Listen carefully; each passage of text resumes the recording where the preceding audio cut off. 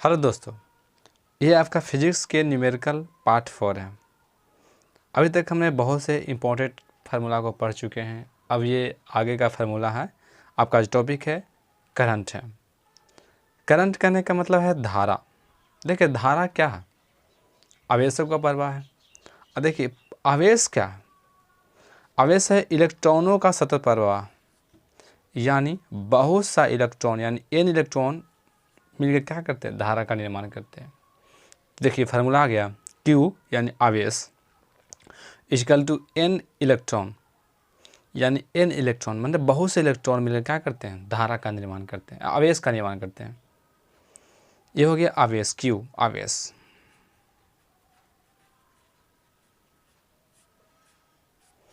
अब देखिए यहाँ से एक फार्मूला होता है धारा इक्वल टू, ऐसे देखिए क्या होता है, Q equal to I into t. I यानी धारा इंटू समय। आवेश इक्वल टू, तो I equal to q I t. यानी क्या कर सकते हैं? धारा क्या है ना, आपका आवेश की दर को क्या कहते हैं? धारा कहते हैं। यानी Q by t equal to I, यानी धारा क्या है? आवेश की प्रवाह की दर को क्या कहते हैं? धारा कहते हैं। अब देखिए आगे हम बात करते हैं। जैसे अब हम बात करते हैं ओम्स लॉ का। इसका पूरा नाम था जॉर्ज साइमन ओम्स। तो देखिए आप पढ़ेंगे V equal to I R, V equal to I R, जो बहुत ज़्यादा फेमस फार्मूला ये है, V equal to I R. तो देखिए V क्या है? वोल्टेज है, यानी वोल्टेज इक्वल टू धारा यानी करंट, यानी धारा इनटू क्या है? रेसिस्टेंस यानी प्रतिरोध। देखिए अब ओम्स के नियम पूछा जाता है किसका मान नियत होता है, तो हमेशा ध्यान रखिएगा ना कि इसमें ताप कांस्टेंट रहता है।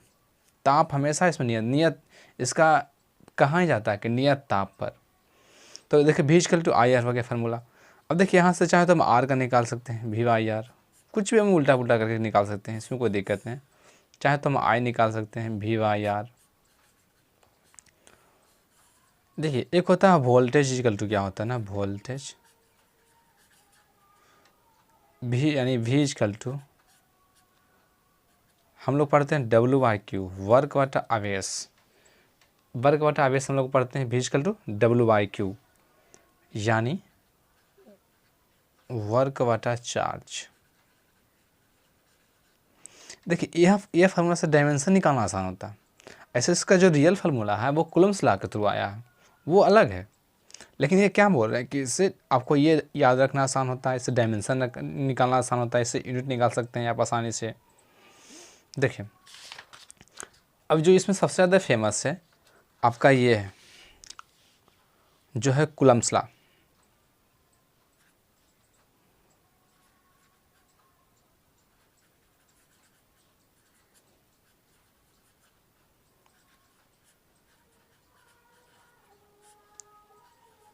कुलम्ब के नियम,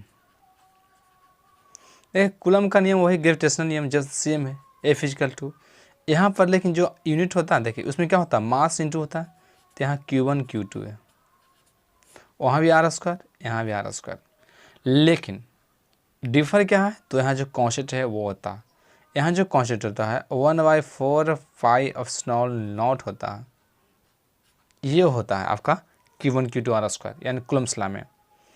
अब देखिए यहाँ से हम अगर हम बात करें तो अगर हम इसका यहाँ वैल्यू पुट करें V का, देखिए आएगा ना, यहाँ से निकल कर आ जाता है ये सब। ये हो गया आपका कुलम्ब्स लॉ। देखिए एक होता है आपका, एक होता है देखिए रेजिस्टेंस हो गया, एक होता है रेसिस्टिविटी जो प्रतिरोधकता कहते हैं, यानी प्रतिरोधकता।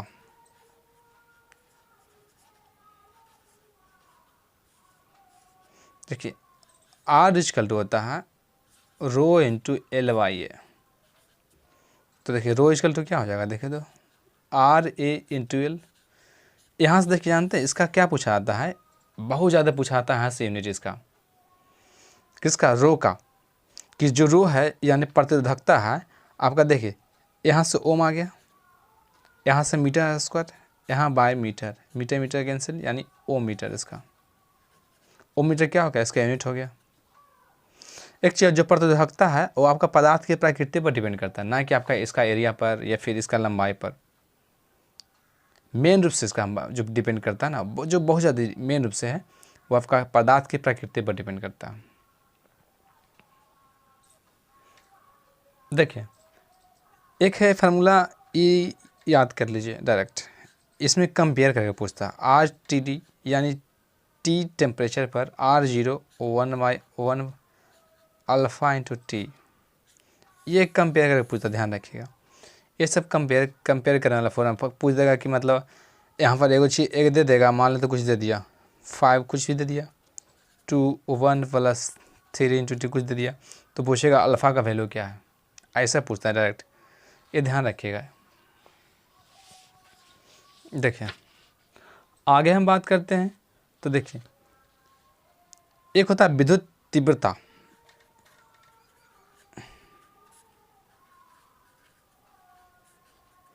यानी E इक्वल टू होता है F/Q। इस देखिए ये इजी फार्मूला हम बता रहे हैं आपको। अगर हम यहाँ चाहें इसका असली जो फार्मूला हम निकाल सकते हैं। देखिए F का वैल्यू क्या था, 1/4 pi epsilon not into Q2 Q1 Q2 by R²।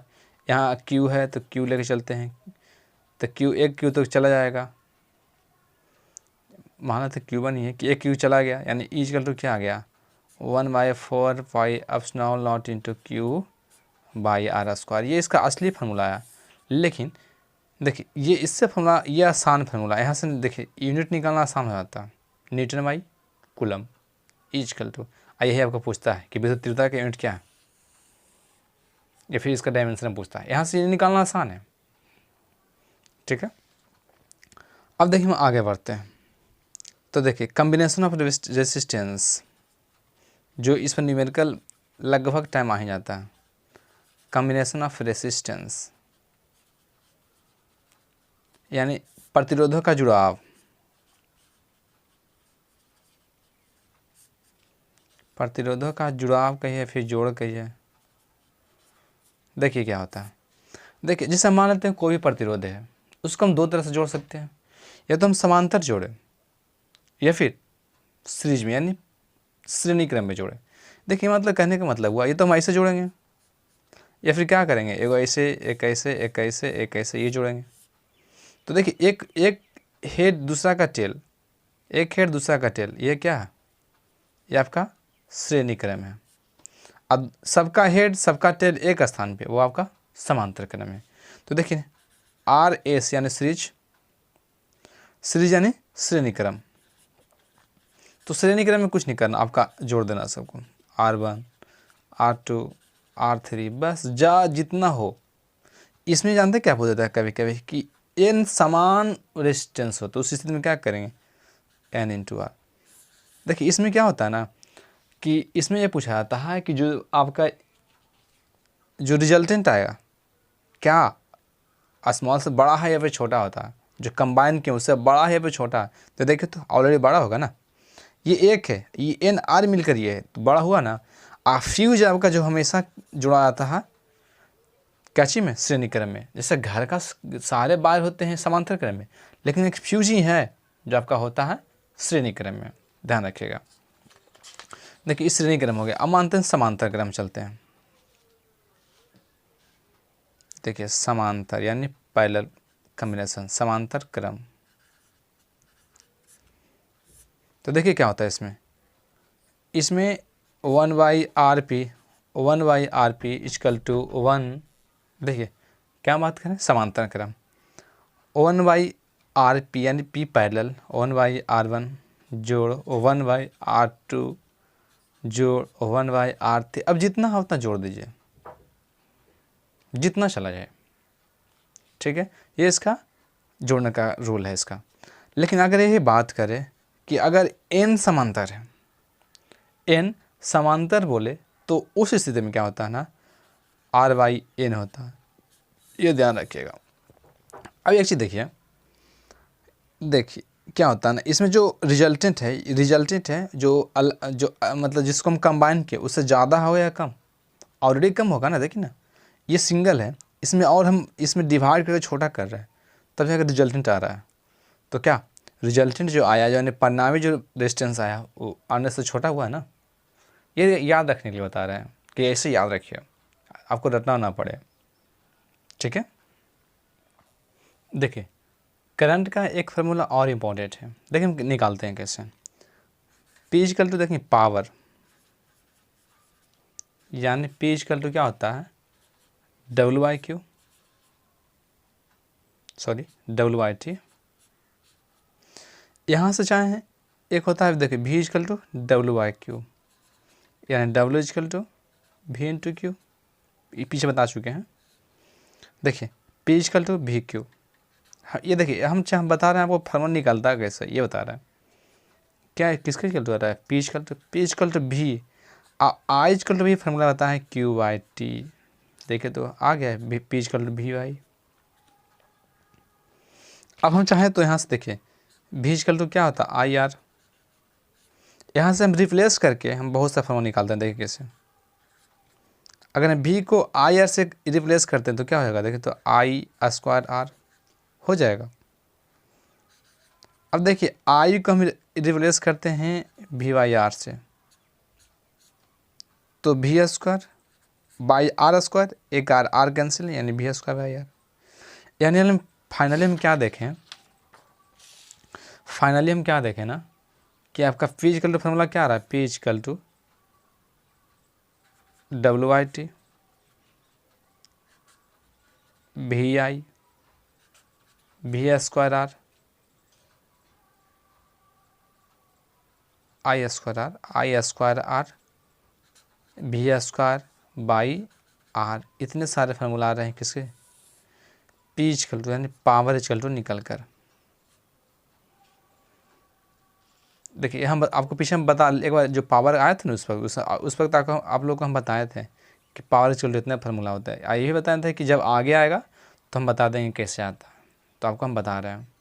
ये I है, I² करंट। देखिए एक दो फार्मूला और हैं जो इम्पोर्टेंट तो नहीं, लेकिन इस पर कभी कभी पूछा है। IRMS, I0 Y2, इसको खाली लिखा देते हैं 0.707 I0। इस प्रकार VRMS यानी V0/R2 इक्वल टू 0.707 V0। ये दोनों खाली ध्यान रखिएगा, कभी कभी दे देता है, मतलब कभी कभी दे देता है कि कंपेयर करने के लिए बस। इसमें I0 आपको दे दिया जाएगा और आपको IRMS निकालना है। अब हम बात करते हैं कैपेसिटर का, कैपेसिटर्स का, जिसको हिंदी में कहते हैं संधारित्रता, संधारित्र। देख इसमें क्या अंतर क्या होता है, उल्टा हो जाता है हमेशा। जैसे जो रेसिस्टेंस है, संधारित्र में क्या होता है ना, ये भी कम्बिनेशन होता है इसका। तो देखिए इसका जो कम्बिनेशन है ये भी दो प्रकार का होता है, या तो समांतर होगा या फिर श्रेणी होगा। तो देखिए हम श्रेणी की बात करते हैं ना, सीरीज की बात करते हैं, सीरीज कम्बिनेशन की बात करते हैं। तो देखिए ये संधारित्र है ना, जो आपका रेसिस्टेंस का अपोजिट है। रेजिस्टेंस में सीरीज में क्या होता है कि R1 R2 R3 हम जोड़ने चले गए, लेकिन इसमें अपोजिट हो जाता है। इसमें जो देखिए एक बार ध्यान से सुन लीजिए, जो रेजिस्टेंस का श्रेणी है वो कैपेसिटर का समांतर है। फिर से, जो रेजिस्टेंस का श्रेणी है वो कैपेसिटर का समांतर है। बस एक याद रखिए, दूसरा अपने आप याद हो जाएगा। ठीक है, तो देखिए हम क्या बोले, जो रेजिस्टेंस का समांतर है वो कैपेसिटर का सीरीज है। 1/C1 1/C2 1/C3, इसी प्रकार हम आगे चल जाते हैं। अब अगर हम यूनिट की बात करें, यानी सारे के सारे समान है, तो हम क्या करेंगे, बस C/N कर लेंगे। ये हो गया सीरीज। अगर हम बात करें पैरेलल की बात करें या समांतर की बात करें, तो समांतर की बात करें यानी CP, यानी C1 जोड़ C2 जोड़ C3, बस आगे बढ़ते चले जाइए इसे। ये होता है कि समांतर क्रम। और अगर हम यूनिक की बात करें, मतलब सारे अगर यूनिवर्सल यानी सारे क्या हो, यूनिफॉर्म इक्वल हो, तो हम क्या करेंगे, CP इजकल टू NC। बस देखिए जो कैपेसिटर ये वाला होता है, एक नेगेटिव चार्ज एक पॉजिटिव चार्ज, नेगेटिव दिले चल जाइए, पॉजिटिव दिले चल जाइए, ये होता है आपका कैपेसिटर। इसी में एक फॉर्मूला होता है Q इजकल टू C भी, आवेश, ये C कांस्टेंट होता है यानी कैपेसिटर, अब V voltage, C equal to QIV, यही चीज़ का यूनिट होता है कूलम बटा वोल्ट इजकल टू फैराडे। ये आपका पूछा जाता है। देखिए और हम आगे बात करते हैं, एक होता है बॉयल्स लॉ, सुनेंगे Boyle's law, Charles law, Gay Lussac law, pressure law, Avogadro law, universal gas constant. ये तो देखिए इसको याद रखने का सीधा कंसेप्ट है। जैसे हम लोग कलर के याद रखते हैं ना, कलर को त्रिभुज बनाकर, क्या कलर वाला जो हुआ है, यहाँ रेड कर दिए, यहाँ ग्रीन कर दिए, यहाँ ब्लू कर दिए, ये जो कम्बिनेशन होता है रेड वाला, उसी प्रकार इसको हम याद रखेंगे, Boyle's law, Charles law, Gay Lussac law को। देखिए क्या करना, यहाँ मान लेते हैं, यहाँ मान नहीं लेते, प्रेशर ले लेते हैं, प्रेशर, यहाँ वॉल्यूम और यहाँ टाइम। तो एक चीज़ सीधा याद रखिए, टाइम के साथ जिसका भी कम्बिनेशन होगा वो सीधा होगा। सिर्फ टाइम के साथ बात करें, टाइम के साथ जिसका भी कम्बिनेशन होगा वो सीधा होगा, बाकी जो होगा अपोजिट होगा। टाइम के साथ कोई भी आ जाए, ठीक है। यहाँ प्रेशर यानी टाइम के साथ क्या हम बोल रहे हैं, सीधा कम्बिनेशन, टाइम के साथ सीधा कम्बिनेशन, बाकी जो आया उसके साथ अपोजिट कम्बिनेशन। देखिए आ गया ना सब। देखिए इसमें जो फंक्शन है, पहले बताते हैं इसमें क्या होता है क्या है। देखिए इसमें वॉल्यूम होता है V यानी आयतन, प्रेशर यानी P, टाइम यानी T, नंबर ऑफ मोल यानी N। देखिए एक होता R जिसको कहते हैं यूनिवर्सल गैस कांस्टेंट, ये होता है R।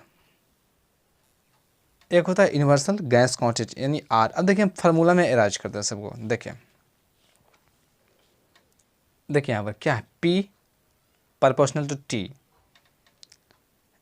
फिर से बनाते हैं त्रिभुज, P भी T, P proportional to T, V proportional to T, यहाँ V inversely proportional to P। इसको कहते हैं बॉयल्स लॉ। ये हो गया चार्ल्स लॉ, ये हो गया, इसको हम कहते हैं प्रेशर लॉ, या फिर इसी को कहते हैं गे-लुसेक लॉ। ध्यान रखिए गे-लुसेक लॉ, ठीक है। एक चीज़ देखिए, इसका मेरे 3 फंक्शन है, P भी P T। P और V है तो T क्या है पर कांस्टेंट है, जो नहीं है वो कांस्टेंट है, ध्यान रखिएगा, जो नहीं है वो कांस्टेंट है। यहाँ क्या देखे तो V और T है, यानी यहाँ P क्या है कांस्टेंट है, यहाँ P और T है यानी V क्या है कांस्टेंट है। ध्यान रखिएगा ये सब। यानी अगर पूछे कि चार्ल्स लॉ में किसका मान कांस्टेंट होता है तो क्या बोलेगा हम, प्रेशर का। बॉयल्स लॉ में किसका मान कांस्टेंट होता है तो T यानी टेम्परेचर का, T टाइम लिखा, सॉरी टाइम नहीं, टेम्परेचर होता है पे, टेम्परेचर। देखिए यानी हम बात करें बॉयल्स लॉ में किसका मान कांस्टेंट होता है, टेम्परेचर का। चार्ल्स लॉ में किसका मान कांस्टेंट होता है, प्रेशर का। और आपका प्रेशर लॉ में किसका मान कांस्टेंट होता है, वॉल्यूम का। एक होता है एवोगाड्रो लॉ, एवोगाड्रोज लॉ, तो इसमें होता है कि V directly proportional to N। अब देखिए भी डायरेक्टली प्रोपोर्शनल टू एन, यानी भी यानी वॉल्यूम प्रोपोर्शनल किसका, आपका भी डायरेक्टली प्रोपोर्शनल टू एन, यानी भी डायरेक्टली प्रोपोर्शनल किसका है, नंबर ऑफ मोल्स का। तो देखिए क्या यहाँ पी है, यहाँ टी है, नहीं ना, यानी पी और टी क्या है, कांस्टेंट है। अब यही सब को अगर हम मिला दें तो बनता है आपका यूनिवर्सल गैस कांस्टेंट फार्मूला। यानी देखिए पी भी equal to N R T. देखिए अगर n का मान 1 हो तो पी भी इक्वल टू आर टी। ये फार्मूला देखे होंगे, pressure, volume, universal gas constant, T यानी टेम्परेचर। यही है आपका यूनिवर्सल गैस कांस्टेंट फार्मूला।